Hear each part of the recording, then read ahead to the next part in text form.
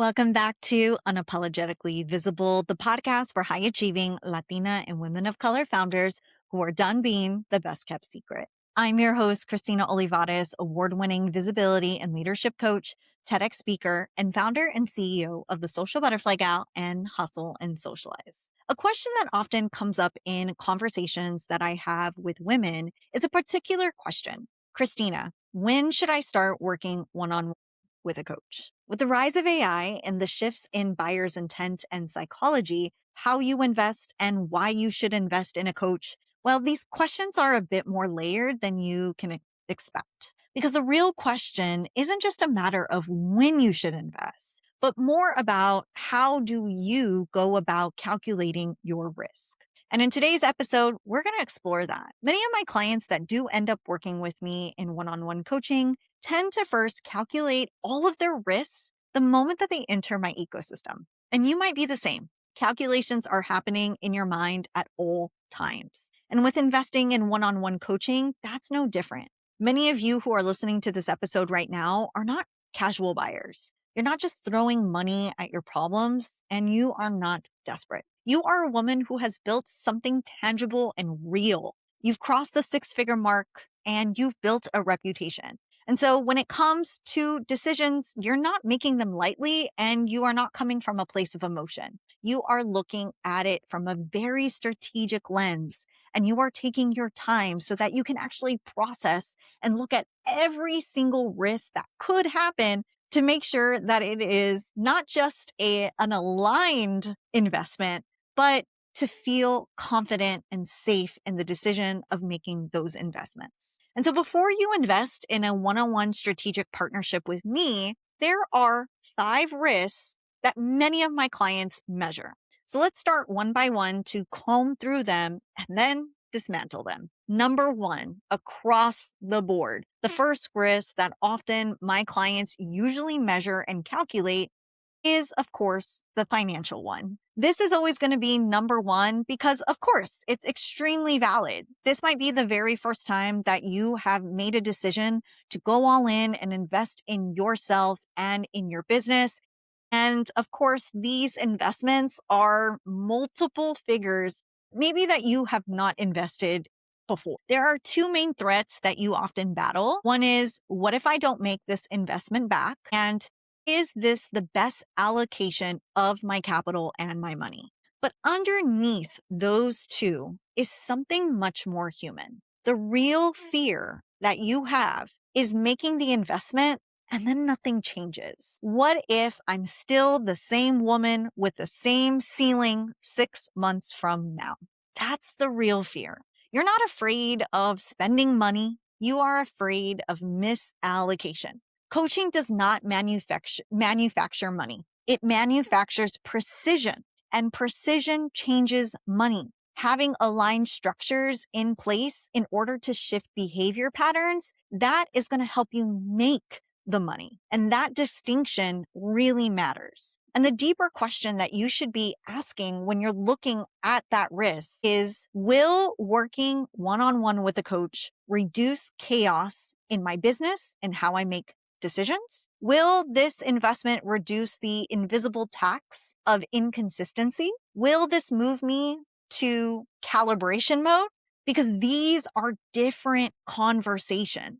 I want to tell you a little story about one of my clients who was really nervous about making a 4 to 5 figure investment with me in one-on-one coaching. One of my clients came to me with revenue numbers that were stellar. On paper, she was solid. But then when we started to zoom out in a discovery call, we noticed that there was a lot of inconsistencies and patterns of depletion when it came to her visibility and her revenue patterns. Her question wasn't, can I afford this? Her question to me was, what if I make this investment and I can't stabilize this? Inside of our work, we made sure that we didn't add more to her plate. We started to remove it. Eliminated 2 offers that were diluting her authority. We started to clarify exactly who her premium buyer was, and we refined her messaging so she stopped attracting the wrong financial profile. And here's what happened. Revenue didn't explode overnight. That's right. It didn't explode overnight. it actually normalized. Her lowest months rose, her cash flow started to steady over the course of the 6 months, and her sales cycles shortened. And most importantly, her nervous system softened. All of that is the direct ROI. High level coaching doesn't often mean fast 0 to 100 results. High level coaching delivers stability before you can scale. And sometimes the most strategic allocation of your investments, of your capital, is not amplification. It is stabilization. And that's why it's really important to think about that as you make the financial decision to invest in a coach. Because the second risk that I see is identity. What if I invest, but I still feel stuck? Many of you don't panic about this risk because you internalize it, you contextualize it. There are many objections and hesitations that often happen in two categories. One could be not having trust in the actual coach and their coaching modalities, or not having trust in yourself to be able to commit to the work in order to produce the results. That's why many of you are so hesitant about working one-on-one with a coach, because it's not necessarily that you don't trust the coach. You wouldn't be in a discovery call or even asking the question about coaching if you weren't able to actually trust in the coach. Many of you are actually distrusting yourself, because underneath all of that is a much more vulnerable question and risk that you're calculating. What if it's me? When high achieving women turn inward, they often turn to criticism. What if I've already peaked? What if this is just my capacity? What if I'm not built for the next level? Most high achieving women are not stuck. They are overextended in who they are and their positioning. If you feel stuck after you make an investment, it's rarely because you are incapable. It's because no one has required you to refine who you are now. Many clients invest in me as their coach when their internal identity and their external positioning don't match anymore. That's where it starts creating friction, and that they know in order to get to the next level, they have to do something about it right now. Proximity to a coach and proximity in a one-on-one coaching container with an aligned coach accelerates that identity recalibration in a way that solo reflection never could. If you are afraid that you're going to invest and you're still going to stay stuck, what you're really asking is, will someone finally see the version of me that's emerging and will help me build from there? That is usually not a strategy question, but more of an identity piece. And that's the level that we really work on inside of private coaching. The third risk is often part 2 of the question 2, which is execution. Oftentimes, this is one that you don't want to admit, because many of you have history with committing to something and not actually following through. Many of you have invested before. Oftentimes, the clients that come to me in coaching have already made some type of investment in their business because they are more established. They've already made maybe some low ticket investments. Maybe they've already worked with a coach or have joined masterminds and group programs. Many have downloaded courses. And when it comes to actually working with a coach, many have shown up super strong in 1 month and then trailed off because something has shifted. Like maybe it was a busy season or a family situation, an emergency, or maybe there was just a dip in energy in the seasons that they were going through.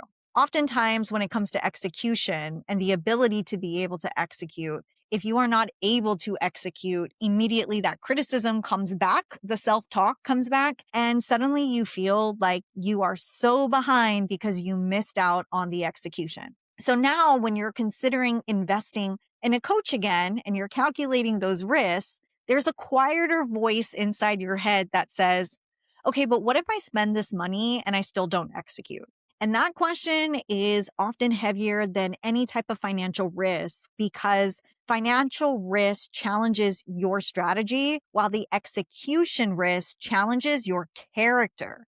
It often whispers, maybe you are not disciplined as you think. And then from there, you start over criticizing yourself. Maybe I'm not committed as I say I am. Maybe I am the reason that I haven't scaled. Are you picking up on this? Let me tell you something that most coaches might not say to their clients, but I really believe that it's important to understand. When high capacity women struggle with follow through, it's rarely a motivation or even a discipline problem. It is mostly coming from an architectural misalignment when it comes to structure and discipline within the container and the structure. One of my clients came into my coaching program really convinced that she was just lacking in consistency. She always was feeling unmotivated to actually put in the work. And she felt like she wasn't as disciplined as other colleagues and friends. And so she would always just feel like none of this was going to work because there was always inconsistency. She wasn't consistent. She would often tell me, Christina, I can't really stay focused. I usually start off strong and then midweek, that's when I dip off, or I start off strong and then I just forget about it and I'm not really producing the results that I want to have. And so we slowed down and we actually started to map out her reality. We looked at what her week consisted of, all of the different tasks that she was doing within the different categories of work she was working on. We looked at her client load when she saw clients, when she was maybe supporting clients in another supportive container. We looked at every single admin task, every content task, every little thing that she was doing within the structure of her week. And we looked at the emotional labor, because that's a lot of things that we often feel that we don't really talk about is not only just the cognitive load of trying to actually execute all of the tasks, but the emotional labor that comes from actually putting that emotion to finish the task. And when we looked and zoomed out of her actual week, her strategy required 30 hours of executive thinking per week, and her life maybe allowed only 10. So of course she wasn't executing. It's not because she was undisciplined, it's because her entire structure was set up for her to fail. Here's what high achieving women do when they are structurally misaligned. They internalize it. They don't say, my system and my processes are unrealistic. They often guilt themselves in saying, I'm a failure because I didn't get this done and I need to be better. And that is so dangerous because over time, that internal narrative starts becoming your identity. I'm not consistent. I lack follow through. I can't sustain my own momentum. When we start to rebuild her business architecture around her actual energetic capacity, something shifted immediately. We reduced her CEO focus to 3 non-negotiable weekly actions. And in our support chat, I held her accountable through those actions. We simplified her visibility rhythm, requiring her to really focus on key content tasks and visibility tasks that are not going to require her to constantly think about which she should be doing next. And we eliminated initiatives that were draining margin without increasing her leverage and her momentum. And that is when her execution started to stabilize because she became more disciplined within the systems that actually matched her life and her energetic capacity. If you're afraid that you won't follow through when you're working with a coach one-on-one inside a private coaching container, what you are really afraid of is confirming a story about yourself that isn't true. And if you are calculating this risk right now, I want you to pause and ask yourself, have I actually failed to follow through?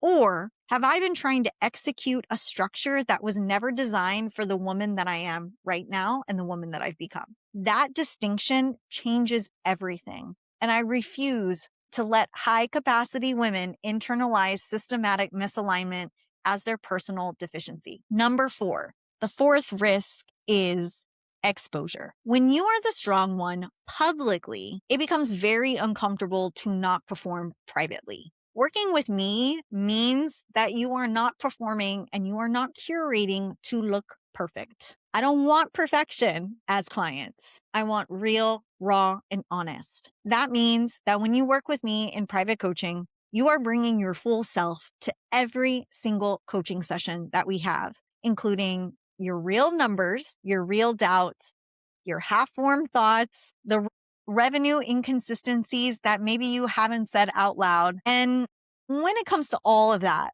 a part of you wonders, what if Christina realizes that I'm not as advanced as people think? Or what if the authority that I built is thinner than it looks? I operate in a judgment-free zone. I'm not here to judge you or think less of you. I'm here to guide you through these nerves and to help you step out of your comfort zone. And here's what you need to hear super clearly.